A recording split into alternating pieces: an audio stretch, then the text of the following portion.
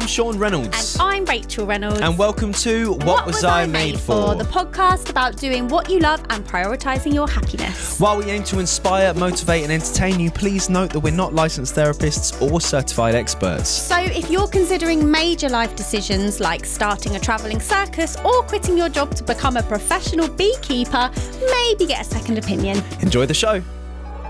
See, I just do what I want, do what I love. I don't wanna stop, don't wanna grow up. Just me being me, don't follow the crowd. Don't be a sheep, look at me now. But now it's time to make more, create more. Looking at the points, cause it's time to take score. Feeling like I'm grown now that I can face more. Got one question, what was I made for? Welcome back, everyone. Happy Wednesday. She's here. Once more. She's finally back. I'm back. I'm almost fully back. Your voice is a little bit...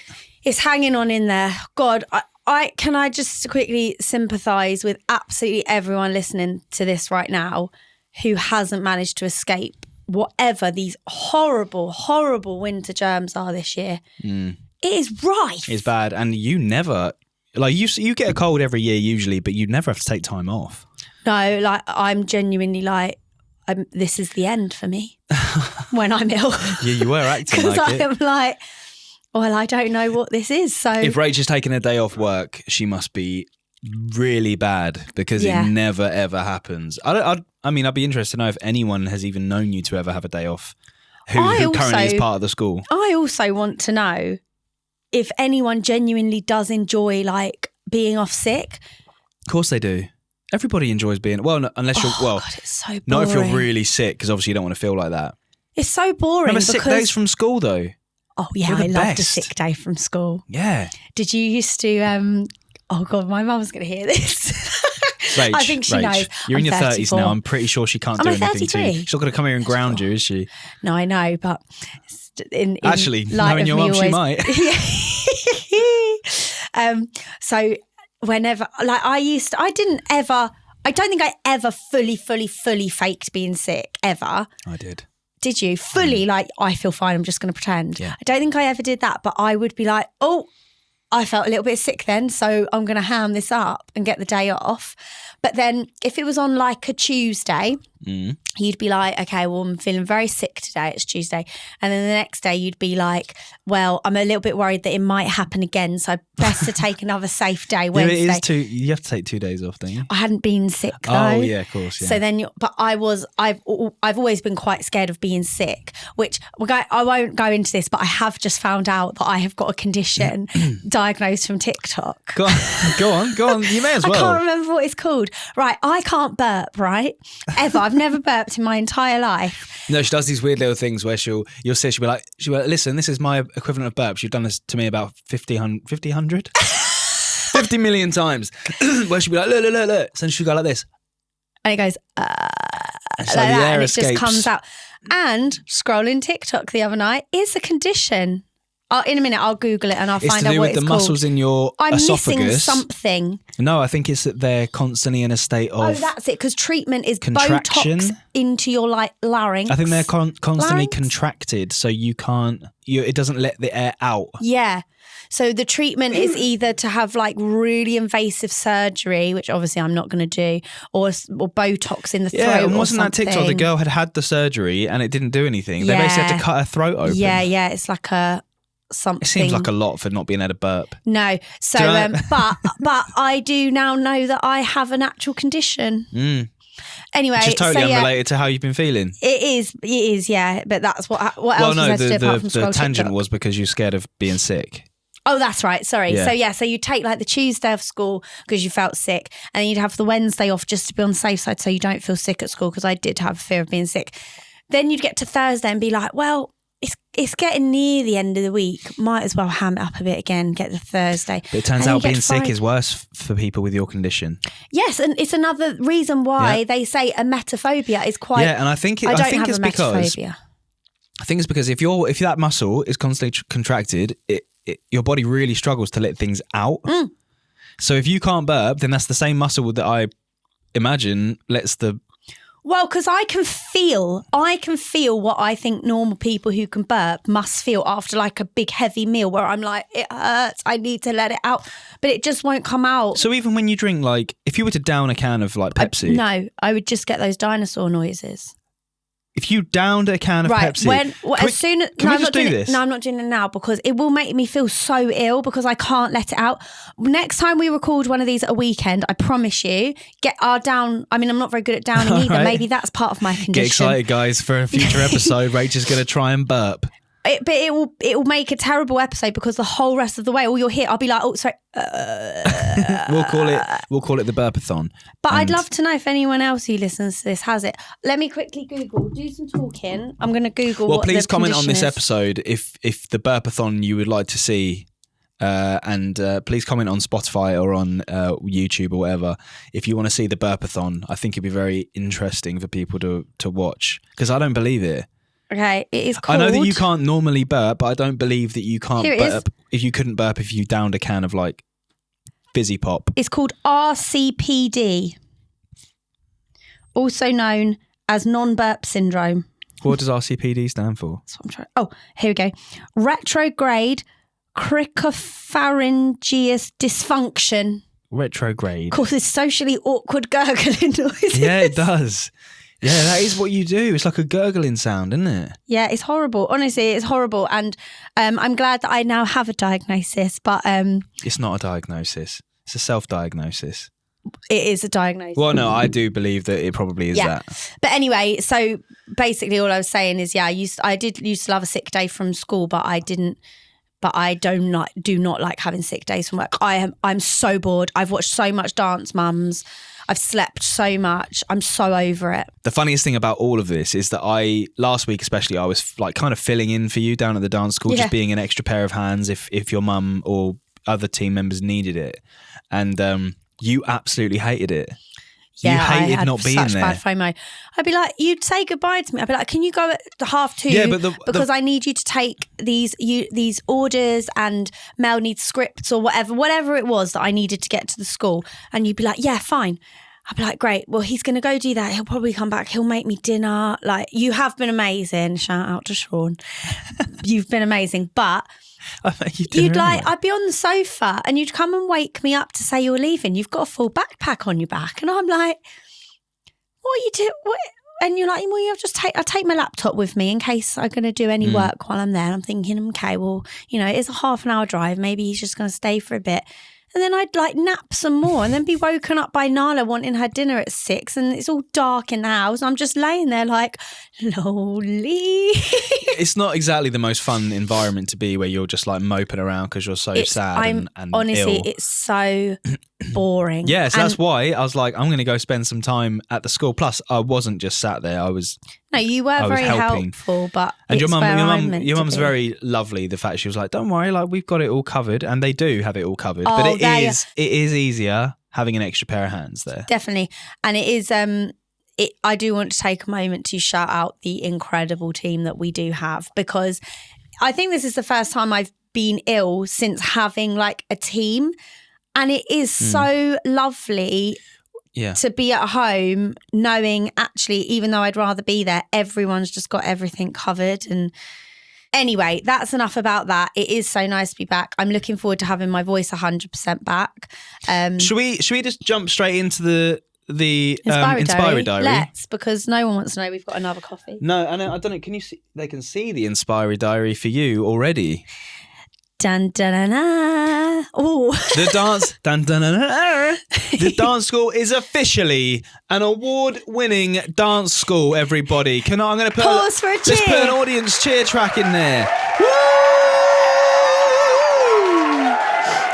Or if I'm your dad at the O2, get in. Let's talk about this then. So for anybody who doesn't know, basically a group of dancers at the school, our Wednesday Diamonds, they went and performed at the South East Entertainment Awards back in January. They got the golden buzzer because they were so incredible. And that meant that we qualified to go to the National Entertainment Awards and compete nationally rather than... Yeah, with schools, they've got a heat in Wales, they've got a heat in the North and Midlands. Yeah. and Southeast. I think it's just the three actually that come together. I think so. To perform there. Yeah. So we went to the O2. We took a routine that they did in the summer showcase, and I think there was like 30 odd other acts, solo singers, other dance schools. We saw 60 on the day. Oh, did we? Was there that? It was long. Well, it was 60 in just our ceremony. There's long story short, there's 2 ceremonies throughout the day. There's an early ceremony and then a later ceremony, and then each award, each category of award has a recipient in each ceremony, and then there's an overall winner of the category across both ceremonies. So if you don't get the overall winner, you're basically like runner up. It's like a cast A and a cast B. Yeah. But there can only be one. But there can only be one overall winner for each category. Yeah. And we were nominated for Best Performing Arts School in the Southeast. Southeast, yeah. And also Professional Impact Award. So we went, the girls performed, they were amazing. It's a lovely venue. I've never been in there before. Actually felt very small where we were sat downstairs. And I was like, oh, it's not as like vast as I imagined. And then a couple of the girls were like, Rach, have you stood by the stage and looked up? And that is where the majority of the audience are. A huge bit of raked seating up there. It's crazy. So the girls performed, that was amazing. And then we sit and you watch all of the other schools perform, which I really enjoy watching other dance schools because I get so inspired by seeing how other people do basically what we do. But it's also nice to see, like to compare your level. Like it's nice to know where we're sitting. Yeah, where you sit in definitely. Because there was a Britain's Got Talent semi-finalist there that day and they were incredible. Yeah, and there was also a Voice Kids finalist. She was amazing as well. So we sat through all of these and then it comes to the presentation part of the day, which is where they announce all of the awards. And first of all, I think it was the Professional Impact Award was the one that came first out of the 2 we were nominated for. Yeah. And a lot of the girls had kind of said to me, and you had said, I've just got a feeling I called it back in the show episode we did of the podcast. And I was like, we're going to win an award. And I think maybe I was a bit more pessimistic, that I was just like, there's a lot of talent here and there's a lot of bigger schools than us. And, I don't follow them all, but I don't know what else they do behind the scenes. And then they announced all the nominees. And as they announced the nominees and they have these amazing like screens behind the stage where they show footage of each nominee. Like slow-mo shots. Very cool, very cool. And when they announced us, I just got a tiny like, maybe we could. I don't know why. I was just like, maybe we could. And I was stressing a little bit because I had probably 30% of my voice and I'd prepared like a short speech, but I was thinking, I don't know I tried to rest my voice all day and I was thinking, if I do have to go up, I've not cheered for the girls, which killed me because I physically couldn't. But I was like, if I have to go up and stand in front of that mic, what's going to come out in front of all these people? And, that was my biggest concern, is you getting up there and just squeaking at the audience. I know. And I hadn't. At least you had something. Yeah, I did. And we won. And it was such a lovely surprise because it is a very long day. You do have to be quite committed to. I felt for the parents. Like the girls are running on like adrenaline and excitement because they're performing. Yeah. The parents, all of the different varying like no coffee, no food and all this stuff. Yeah, there was definitely a few teething issues with the event itself. To win the award at the end of all that made the whole day of sitting there and watching all these different acts for all that time so worth it. Yeah, we were I think the first art school to perform. Yeah, I think the 4th act overall. So it was quite a long day for us because they performed and then we sat through all of the others until the awards. And we won, and I got up there with the team, gave as best a speech as I could with the voice that I had. Good. And then when you're up there, like Shaun explained earlier, they then basically say, okay, well, you've won in this, in Cast A, the first show, you've won. But obviously there will be another winner later in the same category. And then out of the 2 of you, one of you is the overall winner. One of you is the runner-up. Yeah. And to find out, you press a button which either sets off these gold streamers and sparklers and whatever. or it doesn't. And it is quite awkward when it doesn't. We'd sat through a few of those and I was thinking, and it's like, I just won't press we don't need to do that bit. I'm just going to take my little cold man. I'm quite happy. But no, they have to do it as part of it. And it does. Yeah. I mean, it does give you an extra. It's great when you win. It's great. And we did. And the spark, everything went off and it was amazing. And it just, it was a really, really lovely surprise. Great day.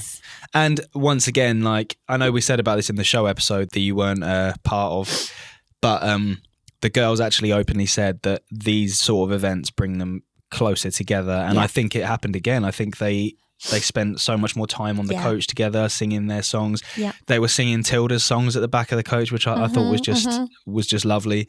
And yeah, it's just overall just an amazing day and a great. We come out with an award. We're now an award-winning performing arts school. Award, here's to more. Yeah, I hope so, because obviously this is the first event where there's something to win we've ever done. It's not something I really was focused on when we launched the school, and still now it's something in the background that we're still sort of toying with, can we take them to other events and stuff like that. And I'm so excited that another class is going to experience this next year, because we're taking our Monday Diamonds, who, can I quickly say, I haven't even spoken to you about this. It's obviously a Tuesday right now that we're recording this. And last night, Monday Diamonds had their class. They are blowing me away. I saw the story. They look really good. Honestly, Shaun, their focus, the way they're working with Mel, the way that they are trying so hard. They're just in it. I don't know what... I did speak to them briefly yesterday. I don't know if something suddenly clicked, or they're just, maybe it's because they know they're going to go represent us. Yeah, exactly. You've announced it to them now, so they know that. And I said it again to them last night. And I think that's what's so important is, obviously the Wednesday Diamonds are mine, so they're very, very close to my heart. And I'm so glad that I've got to experience this with them. But like I said to them, it's time for someone else to experience it now. And we'll find other things for them, and the Monday Diamonds now get to do this, and we kind of know how it works now as well, which is better because we know how it all runs. Yep. And I like you said, because it's a bonding experience, I'm just excited for another class to have that. Well, just think as well, that is going to happen before the next summer show. So by the summer show rolling round, these Monday girls will hopefully have that same social bond that the Wednesdays had this year. Yeah, they're such a lovely group of girls, and they totally deserve this. So I'm very excited for them. Yeah, here's to the next award, whenever that comes. But what I love about this award is that it is such a team effort. I mean, from Lucy with the socials has absolutely smashed it. How the dance school presents itself online in any capacity, and all the stuff we're doing, it just is nice to have that sort of validation that people see it and they think it's as good as we think it is. Yeah. So yeah, I'm just really happy that it's one for the whole team, I think. It is definitely. So that is my Inspiring Diary. Big one this big week. One. What's yours? Well, I've got an equally big one, I think. Okay. Not in terms of like an achievement or anything. Well, no, it is. So we launched the Reggie Foundation. I always thought that it would be really, really nice for the school to give back in some way, shape or form. And I was like, I don't really know how to do that. We spoke about it from the very beginning. Yeah. Like, we wanted to raise money through selling the key rings at the show, which brings in very little. Yeah. But we wanted to give it to a charity in some way, like do something somewhere. And I just didn't know how that or what that looked like. Then when Reggie came along, and it just this mascot that just appeared one day from one of the students, the idea just came to me that we should use Reggie as a sort of a mascot for more than just being a cuddly little teddy bear. He can be a way for the kids to learn about giving and most importantly, think about what is important to them. That's the most important bit to me, is having an opportunity for these kids to all kind of decide where they would like their donation to go. Like, there's 3 charities that are going to be laid out.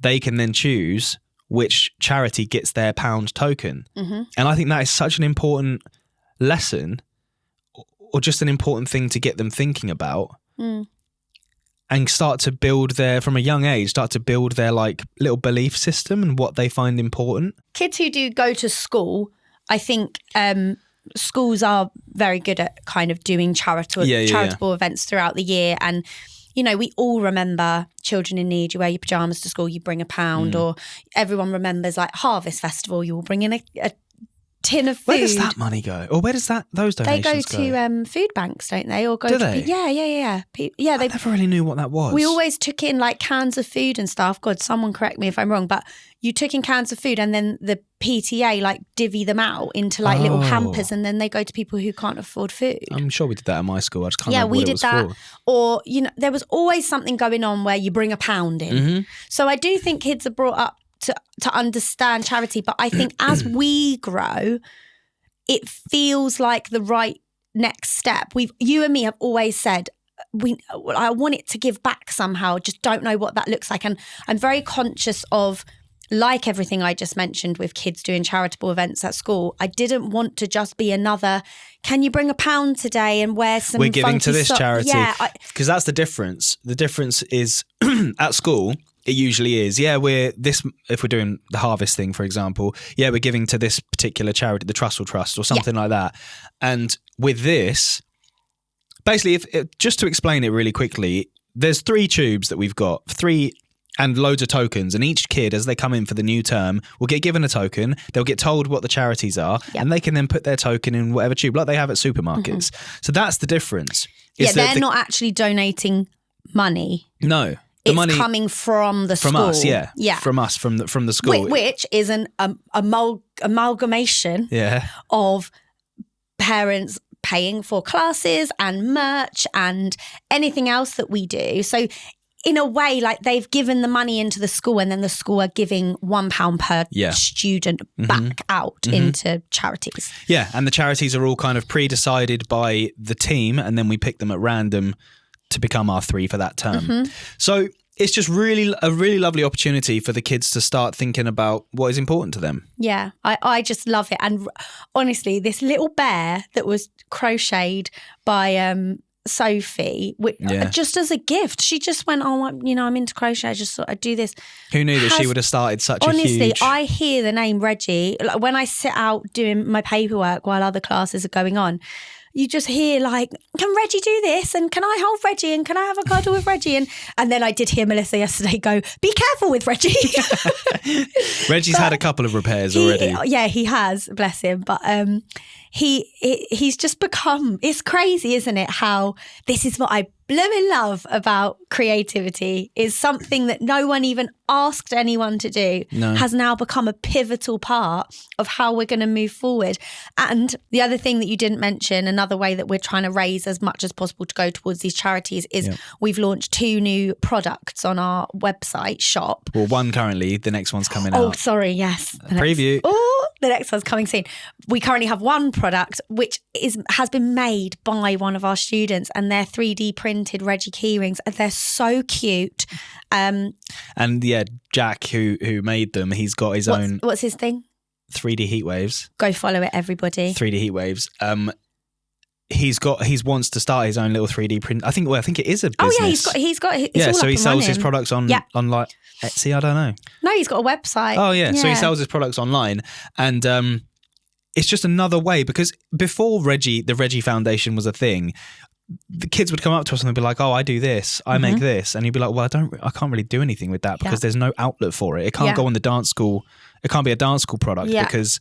Well, I don't want to make money out of something that the kids have made. Yeah. And it doesn't make sense to do that. So now we've got the Reggie Foundation, and we can give these students who are creative and they make stuff, give them an outlet to sell their products. Yeah.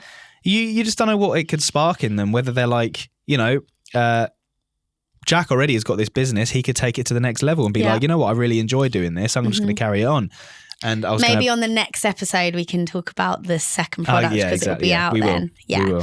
So don't worry, I know you're listening. The person who made them, I know you're listening or watching. Yeah. You'll be mentioned next time. It's just it really did warm my heart when it all came together and became what it is. Shout out to my friend Carl Mizzen for doing the designs as well. Oh yeah, they are amazing. So yeah, if anyone does kind of want to support the Reggie Foundation and don't want to part with loads of money, you can also donate right on the website. You can just make one-off donation, but we're not expecting people to do that. No. However, if you can spare £2.50 for a Reggie keyring, all of the profits go to the Reggie Foundation. Yeah, we don't take a penny of the profits from those products. No, and it'll be exciting as well on here because we'll be able to, so in January we'll be able to announce what the 3 charities are. Yep. And then probably we'll film all of it anyway. Yeah, mid-Jan we'll be able to say how much managed to go to each of those charities. Very exciting. Yes. Love that. Here is your scoop of the day. Is every day great because you're doing what you were made for? Every day isn't great. That doesn't exist. Doesn't exist. Do you think there's greatness in every day though? Oh my gosh. Genuinely actually. Here comes the toxic positivity. I think it's very, very important that you should find gratitude in every single day. I know that. Do you? Because obviously it's very important to do that. Do you think you do? I do. And I tell you, there might be the odd day that I maybe forget to. I know a lot of people who actually journal so that they make a point, which I've never done this. I don't know if I ever will. It's a time thing, isn't it? But what, to write down one thing you're grateful for every day? Yeah. I should get you the same book that I got Tilda. Oh yeah, one line a day. Yeah. I do think it is important to do that. But do you know what? No, this is why I probably will never do it. There is too much stuff that puts pressure on us all to be better people, and I'm going to do this, I'm going to journal, I'm going to write down something I'm grateful for every day. The reason then people don't do that is it's too much of a commitment. It's okay if you go to bed one day and think, I actually didn't think of anything. So it doesn't matter. It doesn't matter. But I do think if you can try, and for me, it's always sparked by awful things that are happening around us or close to us. And well, that makes you be grateful for what you got. Like, it actually makes me feel horrible for even like saying, oh, it's so boring being at home. Like, but I'm better. Do you know what I mean? Like, I was a bit sick and now I'm better.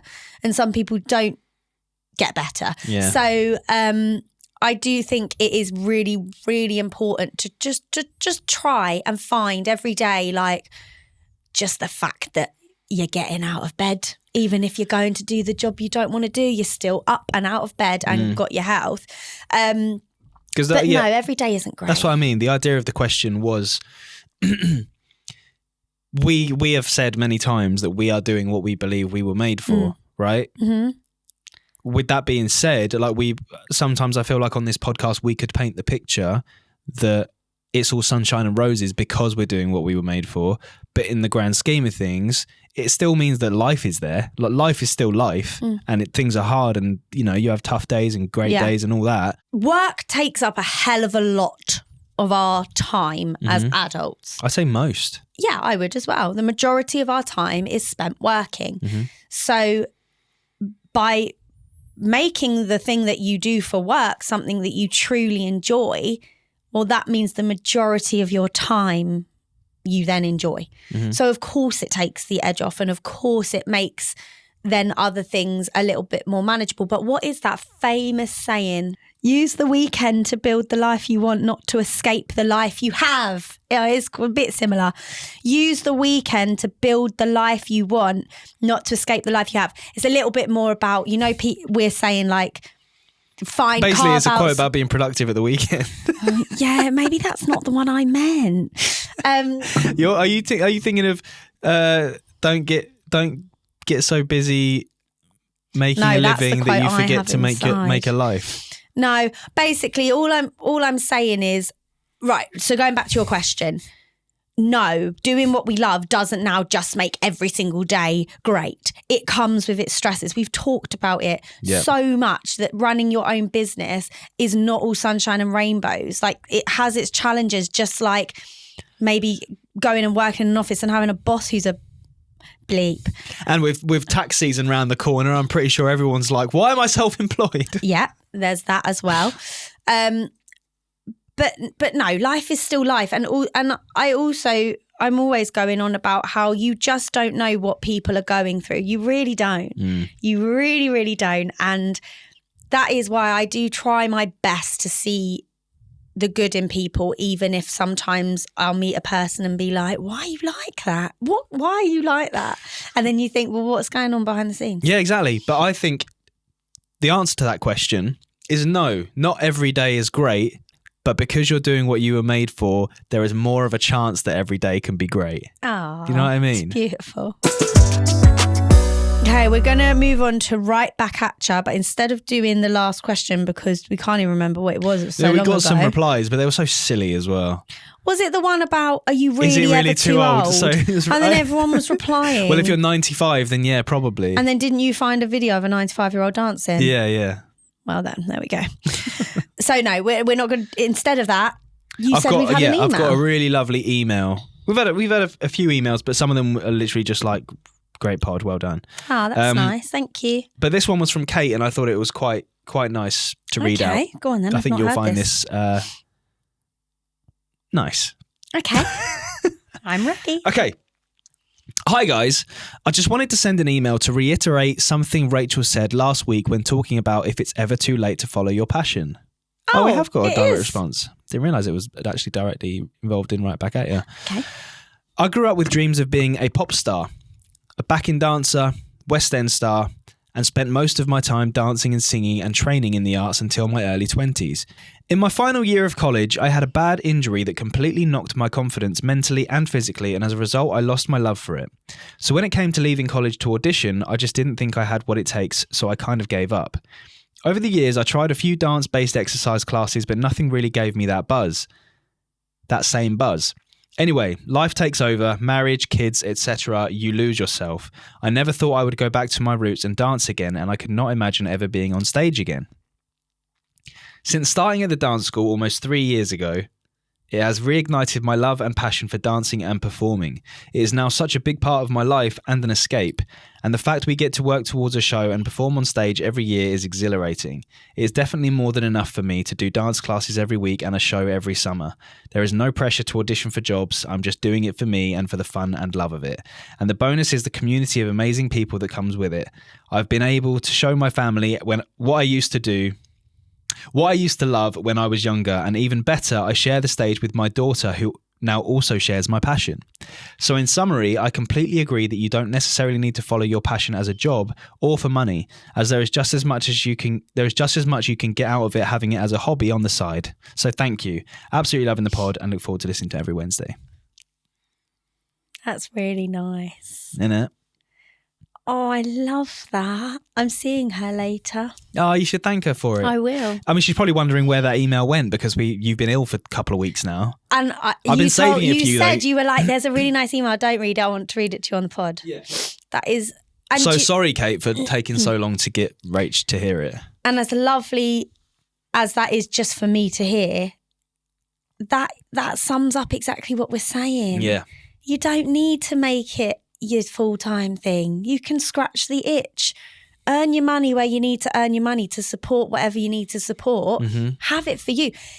If anything, especially for performers who maybe did decide this is not going to be the way I make my money, which is a very healthy and can be sensible decision if you're sure, absolutely sure that you want your life to go another way. If that is you, this is better than doing it for money, because like Kate says in her email, the pressure that comes with, instead of her being in rehearsals for our summer showcase, which is for an hour maximum in an evening of a weekday, where there's nothing attached to it. She's not getting told like it's not good enough because she's getting paid to be that dancer, or you're not being told, well, even though you're smashing this routine, you're not going to have a contract in the next 2 months because it runs out or whatever. She's just doing it because she loves it. And that's... And it's also the stress, if you're a performer, the stress of having to have a full audience, like to sell the tickets, like all this stuff that comes along with running a show. We don't have that problem because there's enough performers in the show. You're pretty much guaranteed to have a really good audience because all the parents want to see them perform. So you get the guarantee of a really, really great show every summer that is just scratching that itch of something that she's wanted to do since she was a kid. That's the joy of us putting it together as well, is I've always made a point of staying very true to what the show is. And it's not perfection. No. And I've said multiple times, like that week of the show, I am very stressed behind the scenes, but I would never put that on the people in it, because we're not saving lives. We're not having to make loads of money. Well, I mean, we don't from them, but I know that, but there's no pressure on it, because we're not a production company trying to this has got to make us thousands and thousands of pounds. It is purely to give all those people on stage the opportunity that Kate has just explained. And that's what's so magical about it is, it is what it is. It's just fun. I love that she sent that. It just sums it up so brilliant. I want to put it on the website. What, that email? Yeah. Where? Don't know. Front page. What do you do? Just read Kate's email. Yeah, read Kate's email. That's what we do. Thank you, Kate. Okay, finally, we move on to Take This With You, and Shaun has an absolute cracker for us. Yeah, Rach can read this because I've just rambled on reading Kate's email, so you can do this. Okay, everyone, get comfy. This is such a light. This makes you feel all warm and gooey. Okay. A gentleman was walking through an elephant camp, and he spotted that the elephants weren't being kept in cages or held by the use of chains. All that was holding them back from escaping the camp was a small piece of rope tied to one of their legs. As the man gazed upon the elephants, he was completely confused as to why the elephants didn't just use their strength to break the rope and escape the camp. They could easily have done so, but instead they didn't try to at all. Curious and wanting to know the answer, he asked a trainer nearby why the elephants were just standing there and never tried to escape. The trainer replied, "When they are very young and much smaller, we use the same size rope to tie them, and at that age it's enough to hold them. As they grow up, they are conditioned to believe they cannot break away. They believe the rope can still hold them, so they never try to break free. The only reason that the elephants weren't breaking free and escaping from the camp was that over time they adopted the belief that it just wasn't possible." Moral of the story: no matter how much the world tries to hold you back, always continue with the belief that what you want to achieve is possible. Believing you can become successful is the most important step in actually achieving it. Yeah. And I think it's true, isn't it? That a lot of us do get restricted by our own sort of minds in a way. Like you learn from a young age, it didn't work out the first time, may as well not try again. Yeah. But it's similar to what Alto Key was saying in his episode, where he said he posted maybe 10, 15 of the same type of video on social media until he got one that worked. And if he posted one and it didn't work and then just gave up, then he would have never... He's got like 1.5 million followers on TikTok now. So if he did the same thing, if he posted one and never did it again, then he wouldn't be where he is. So it's the consistency and the persistency that I think leads to the most success. We do sometimes struggle to find those Take This With Me, don't you? Sometimes they fall in our lap, which is blooming brilliant. But sometimes we're like, we need to inspire people. Google. If anybody has anything that they come across that they think people, because some of them, like Molly sent me that one, which was one of my favourites actually. And that's just something she came across and thought would be lovely for this section of the podcast. If anybody does, you wrote one, if someone wants to write something, it's just giving people that little nugget, isn't it? Every Wednesday to go. A little pick me up, a little bit of inspiration, motivation. Yeah. I mean, Kate's email could have been that for me today, but that's just for me. I'm being a bit selfish. So yeah, do feel free to send us anything that you find that you think will inspire others. That'd be really nice, wouldn't it? Yeah, but you enjoyed that one. I really loved that story.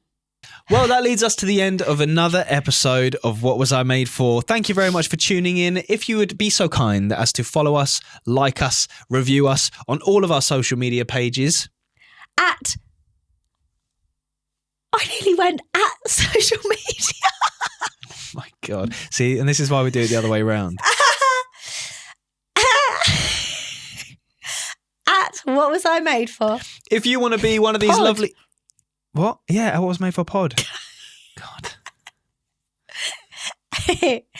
At What Was I Made For Pod. If you would like to join the lovely Kate and send us an email that gets read out on this podcast, then please email us at whatwasimadeforpod@gmail.com. Well done. We'll be back again next Wednesday as we once again try to answer the question, what was I made for? You got that one? Good job, Rach. Good job. Oh, it's the brain. It's still recovering. Bye, everyone. Bye.